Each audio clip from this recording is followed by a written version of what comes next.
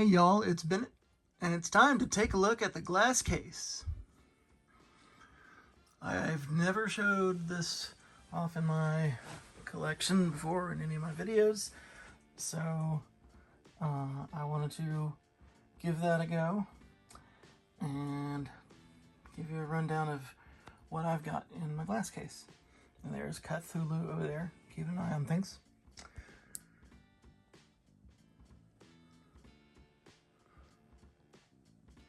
Maybe a little hard to tell. Maybe I'll swing around this way and you'll get an idea. This case may look familiar to some people. I got it from a GameStop going out of business. And so it's good for holding these more valuable members of the video game collection. So we have here Dusty Diamond's All-Star Softball, Alfred Chicken,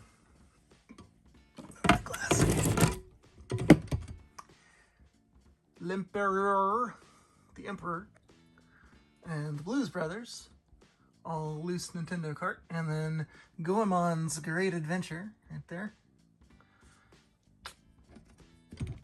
And I got All-Star Softball and L'Empereur on an eBay purchase together from a while back. I got a pretty good price on. Alfred Chicken was in a lot I got from some kind of random weirdo on Facebook Marketplace around here. And Blues Brothers was part of a really, really good local yard sale where I got a lot of cool stuff, including a Sega Nomad and some other cool stuff.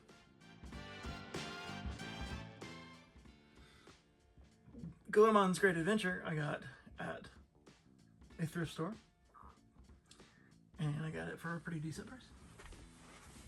Next shelf, we have Basket Brawl for the Atari 7800, and we have Shin Megami Tensei Devil Survivor Record Breaker something or other.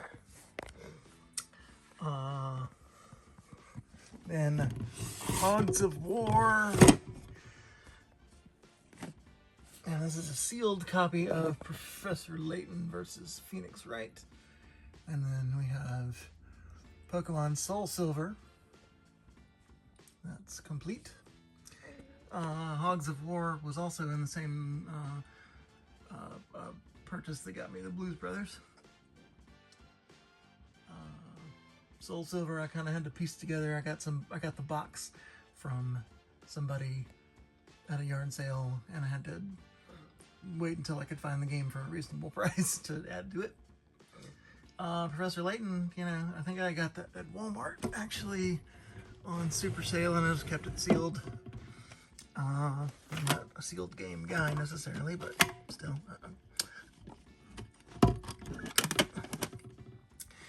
Devil Survivor, Shin Megami Record Breaker, whatever it was. Also, it was just they had a decent price on it at GameStop for once. Here we have Street Fighter Limited Edition. This is the Street Fighter 2 Limited Edition 30th anniversary special release of the game from what, I Am 8-Bit, I think. And it's like Schrodinger's cat. It could be the green cartridge, or it could be the red cartridge, whichever way it goes. One of them is super, super rare, and the other one is just regular. And I haven't opened it to find out which was which, because it's more fun to not know, actually. I'm not gonna play it anyway, so might as well keep it sealed. But I got that for less than $100 on Mercari when it was going for a lot more than that at the time. Then we have Ogre Battle 64. It's another Mercari purchase. It's complete. And then Flower, Sun, and Rain, which at one point was in this very case at GameStop. And I bought it because it was underpriced. It was, I don't know, $15 or something, and it has had spiked up in price to the point where it just might as well just go back in the case. All right, moving down, we have Mr. Mosquito, which was a Mercari purchase. I do believe it was in a lot with a number of other games. I don't think the person knew that it was worth anything. Then we have NCAA 14 for PS3, NCAA 14 football for the 360, which I've picked up a number of copies of these along the way, and they just keep retaining value. So that's they belong in the case. And I've sold a few copies, not for nearly as much as they've wound up being, but still sold a few copies because they're not exactly rare. They're just valuable. People just want them. They're desirable. That's what that means. And finally, Book of Unwritten Tales 2, which I got at Second and Charles one time, and they had it. They were selling it for like $20 or $25, and I saw that it was selling on eBay for like $60. So I bought 2 copies, and I was gonna keep one and sell one. By the time I got it posted on eBay, it was going for over $200. So I sold mine for like $200 something and kept this one. Moving down to the next shelf, we have Super Mario RPG, Legend of the Seven Stars, Resident Evil Gaiden on the Game Boy Color, Earthbound, Metal Gear Solid, also Game Boy Color, and Chrono Trigger. That Chrono Trigger is my original copy of the game. I got it when it first came out and played the heck out of it. It's still, as long as the save battery hasn't, completely dried up, it will still have my saves from back in the day. Fantastic game. Somewhere in this universe is the box and manual and all that stuff, because I kept it in very nice condition, and before I even really started collecting games, I just kept the boxes, and I keep my stuff in good condition wherever possible. So it's somewhere, but unfortunately I don't know where, which is unfortunate because now the game is going for like $200 loose or something, and the box and manual make it like in the 4 figures, so it's crazy. Anyway, I would love to find that, and you'll be the first to know if I ever do. Metal Gear Solid, I think I got that from a guy on from where I used to work. Had an internal message board and sold stuff, and I think I got it for like $10. Earthbound, I got at a yard sale for $100, which also included the big player's guide.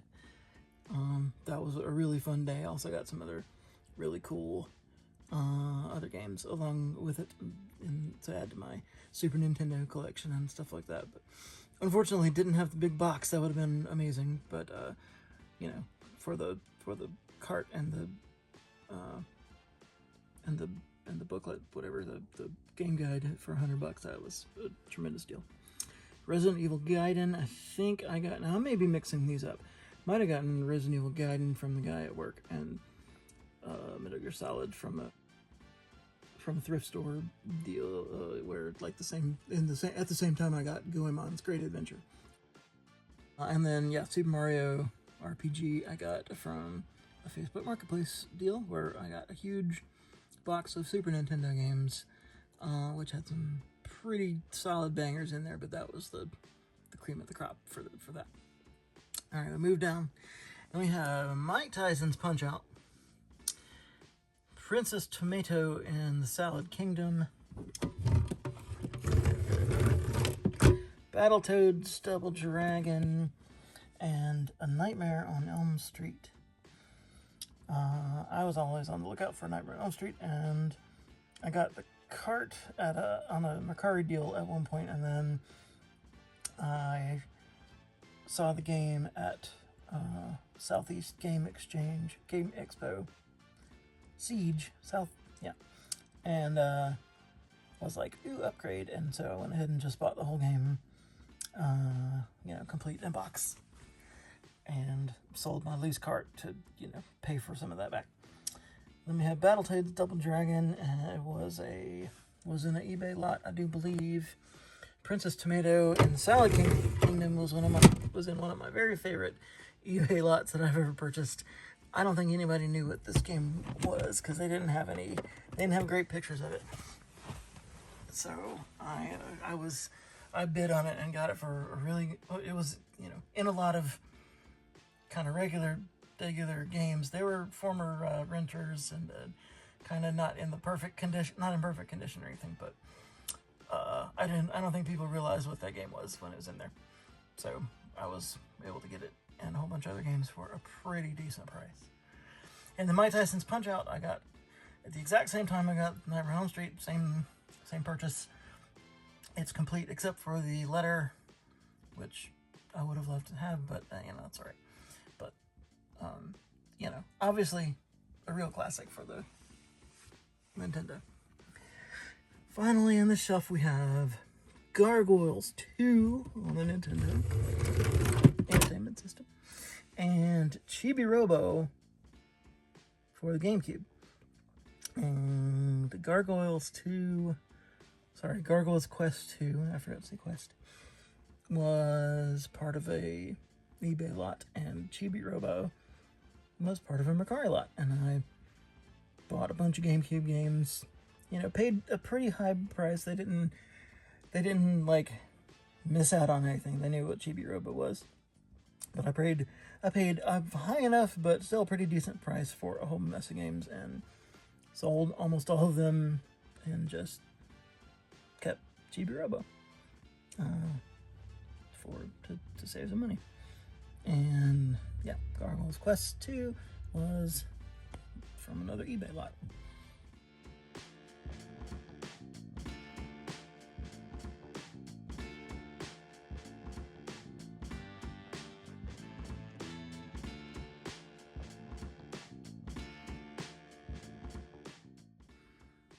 Alright, thanks for watching.